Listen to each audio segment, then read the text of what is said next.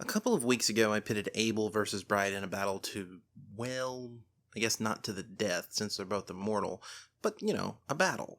At the end of that story, I sent you guys over to the Twitters to make a decision about who won, and the result was, well, as you can see, not close. But with Bright winning, we kind of need to know what he's going to do next, and I think I'm going to continue on with the story he's in right now, since the world ended in the last story. We got to figure out who would still be around for Bright to fight. But you guys saw the title, so you know where this is going. SCP-682 is somehow going to get in Bright's way, so let's see how that goes.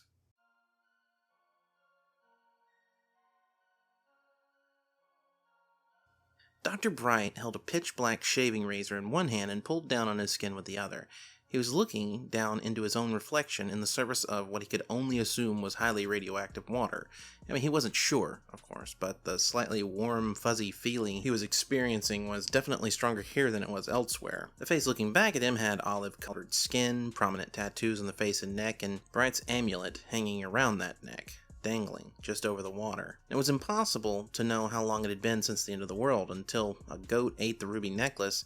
He hadn't even remembered anything but the on-site failsafe nuke going off.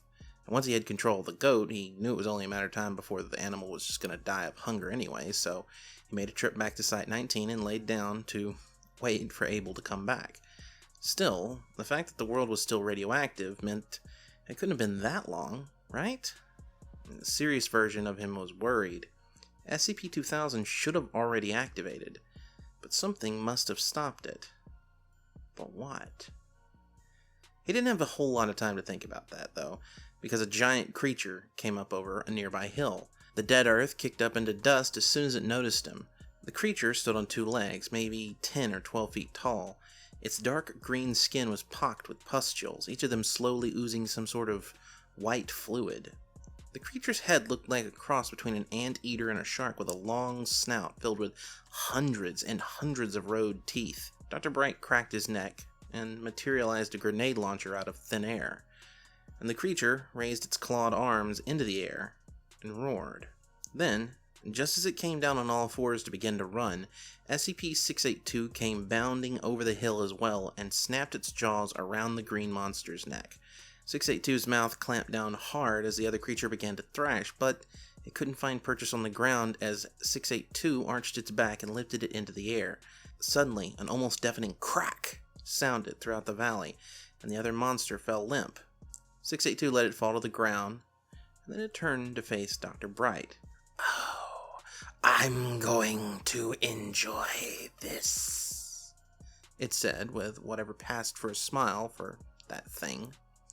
Dr. Bright let the grenade launcher fall to the ground, and it disappeared. In his hand instead, he created a long black rope with a loop at the end and spun it over his head. 682 was almost on him when he stepped to the side and let the loop fall around the creature's neck. Dr. Bright pulled the rope tight and was flung up into the air, and then onto 682's back. But it wasn't a clean landing, and he started to feel himself slipping backwards. "I see you've learned more tricks, Abel. It won't help you."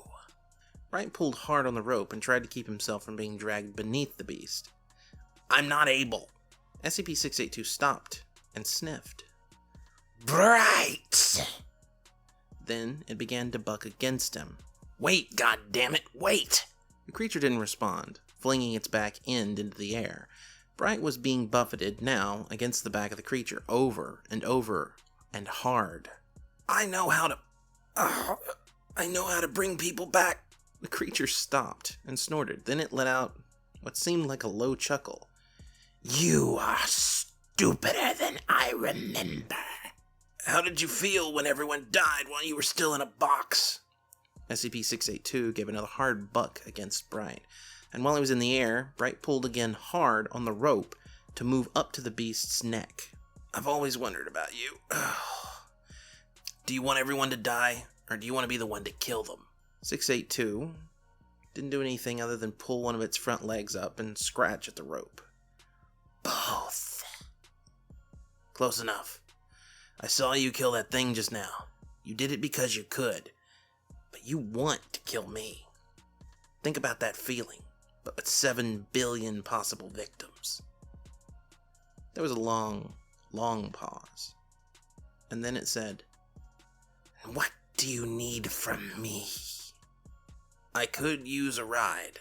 Dr. Bright let the rope disappear, and he grabbed one of the spines along 682's back to steady himself. Then, the two of them set off for what was left of Yellowstone National Park.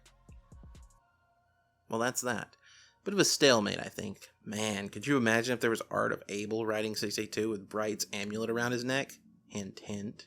By the way, if you enjoyed it, let me know in the comments down below, and I'm going to have a new Twitter poll up right now about who or what stopped SCP-2000, which, if you're unfamiliar with it, is basically a reset button, from activating.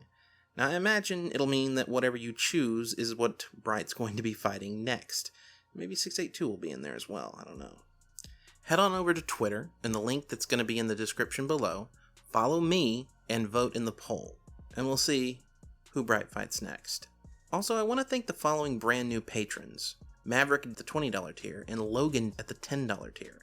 If you want to join them, and get a shout out in the next video, head on over to patreon.com/DCimmerian and pledge at any level like these folk already have.